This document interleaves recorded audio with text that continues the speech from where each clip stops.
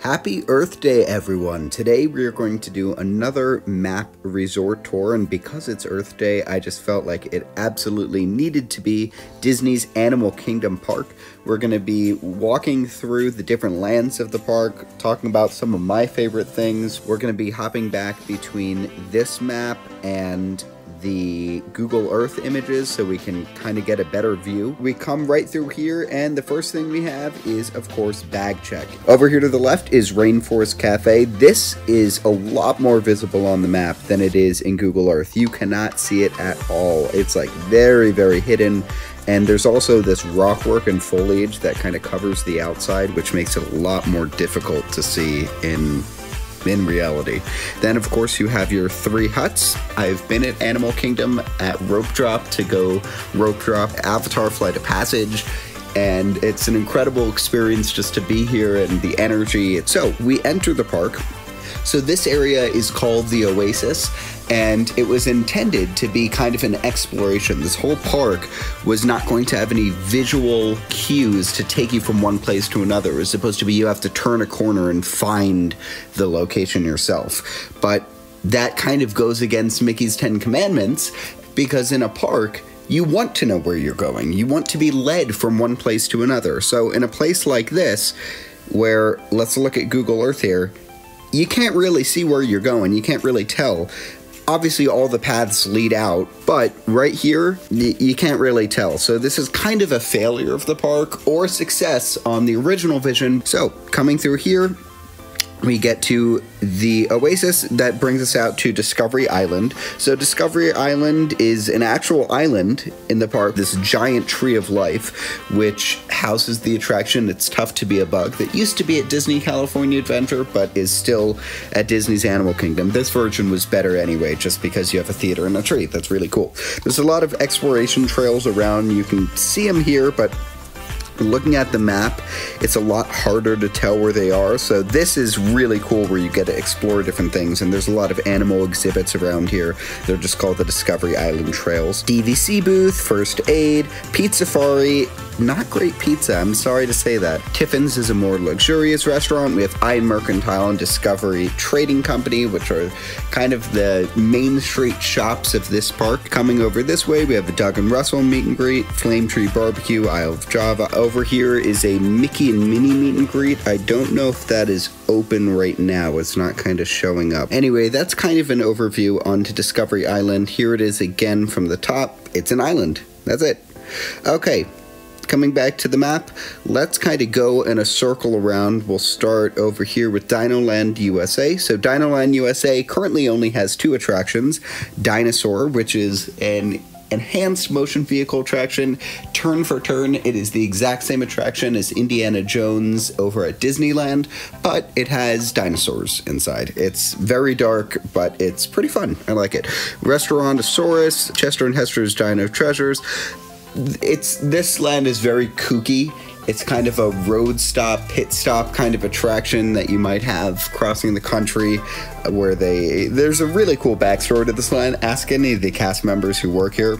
Let's look at it from above, coming over here. This is DinoLand USA. You can just see how giant that attraction building is. Like Indiana Jones, you can't see it from inside the park. All you see is this entrance. And then this is DinoLand. That's basically it. It's really cool. There's Boneyard, which is a play area for kids. There used to be an attraction called Primeval Whirl. Unfortunately, it does not exist anymore. It's physically still there, but it's just not there, if that makes any sense. It's there, but it's not open. Anyway, coming around, we have the former viewing location for Rivers of Light, which used to be a nighttime spectacular at Animal Kingdom, which no longer exists. We have Finding Nemo the Musical, which due to COVID is closed, but it is really, really just beautiful songs. They have one called In the Big Blue World. I can't sing, but it's a great show. If it is open, watch it. Coming over here, let's enter the Asia area. We have to start with an attraction that just celebrated 15 years, which is pretty incredible considering the park is only just turning 23. So this is Expedition Everest, the Legend of the Forbidden Mountain, and you can look at the map and that's crazy that they built a mountain. No, they literally built a mountain. Well, that's from the back. You can see not so much theming in the areas you can't see from the park, but in the areas you can see from the park, it's pretty incredible. Kind of has a hidden Mickey, right? You can kind of see the circle of the attraction and the two loops. Anyway, the queue for this attraction too is just absolutely beautiful. Coming around a little bit more, there's just kind of some food carts. Then we come over here to Kali River Rapids, which is a whitewater rapid ride. Coming over a little bit more, we have another deluxe dining location at Yak and Yeti. Back here, we have Maharaja Jungle Trek, which is really cool if you want to get an up-close look at animals that you typically would not be able to get close to.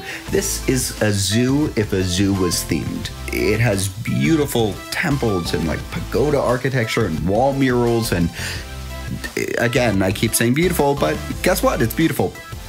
Over here, it's not kind of shown, but this temple right over here, it has monkeys swinging from it, which is pretty cool. So coming over here just to look at it from the sky, here you can see the Kali River Rapids drop.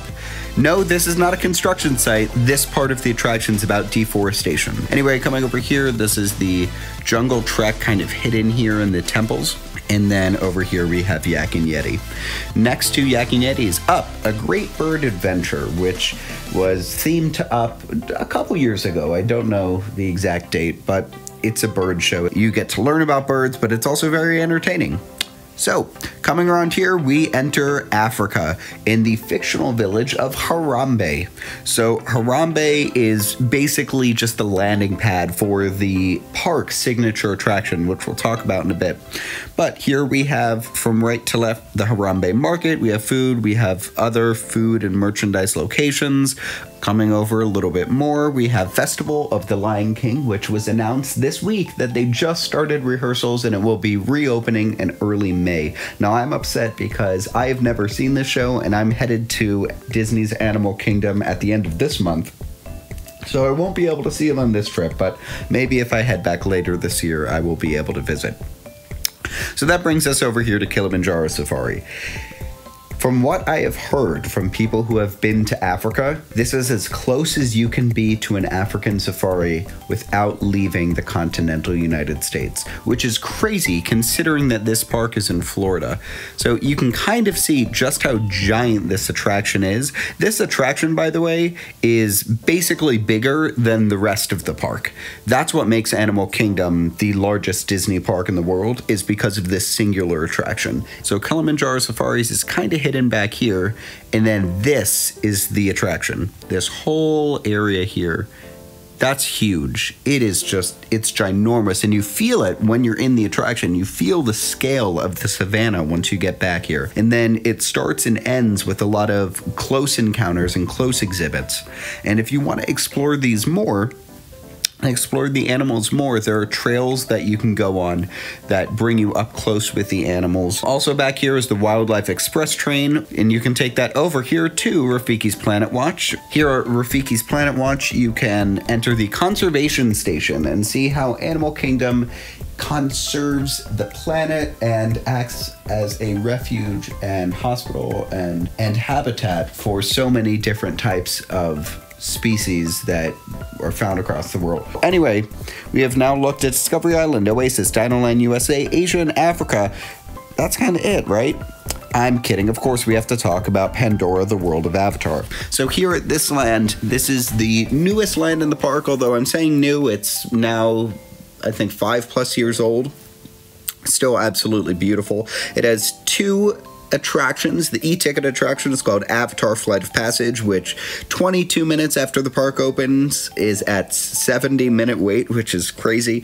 This is a flying theater style attraction, and the queue for this is so big and so detailed that it's actually on top of the other attraction, which is Navi River Journey.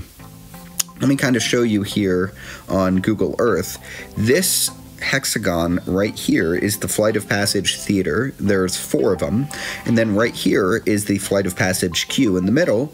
And underneath that and extending this way is Na'vi River Journey, and it kind of extends here. There's this faux artwork that masks it from the park, and I'm really generalizing. It's absolutely stunning. You have no idea that there's a building there. And then here in the middle of the land, you have floating mountains, which on this app look like they're actually floating. They are held up, but you can't really see how they're being held up just by looking at them or standing under. You have to kind of turn your head and think about it. So it's a really incredible feat of engineering. Coming over this way, we have Pandora's main restaurant, which is Satuli Canteen, which offers very creative food. This is my favorite restaurant, I think, at Walt Disney World. I just think it has really creative food and drink locations. Next to it, speaking of drinks, is Pangu Pangu, where you can get more alcoholic beverages, but also non-alcoholic creative drinks. Next to Pangu Pangu, kind of attached to is Wind Traders, which is the gift shop for Flight of Passage. Here you can also adopt a Banshee, which is a shoulder puppet. It's really cool. Outside of it, you can see the Pandora utility suit, and then there's just a lot of great nature trails to look at in Pandora. So that's kind of an overview of all of Animal Kingdom. It is Disney World's biggest park. It has a lot of things, more than just the attractions. You might be looking at this map and saying, there's not many attractions. The attractions are the animals. The attractions are the exhibits. The attractions are the nature, or the shows. There's so much more than just wait times in this park. I actually think it is the most beautiful, and it is my favorite park that I have ever been to, and it is the most beautiful park I have ever been to. Now, I've never been to Tokyo Disney Sea, but we'll see in the future. Next to it, kind of adjoining, I'll just give an addendum, is Disney's Animal Kingdom Lodge, which is Disney Vacation Club, but you can also stay there if you want. It is a premium hotel at Disney World. I think this is Jamba House over here, and then this is Kidani Village over here. And in the middle is a savannah where you might see giraffes right outside your room, or other wildlife. Anyway, thank you guys so much for taking the time to watch this brief overview of Disney's Animal Kingdom in time for its 23rd birthday on Earth Day. Happy birthday, Disney Animal Kingdom. I grew up with this park. I was born the same week that it opened. Growing up, this was always my favorite park to visit, and I just love getting to share my passion for this park and talk about its beauty, because it's just a wonderful park. So thanks again for watching this one, and I will see you guys in the next one.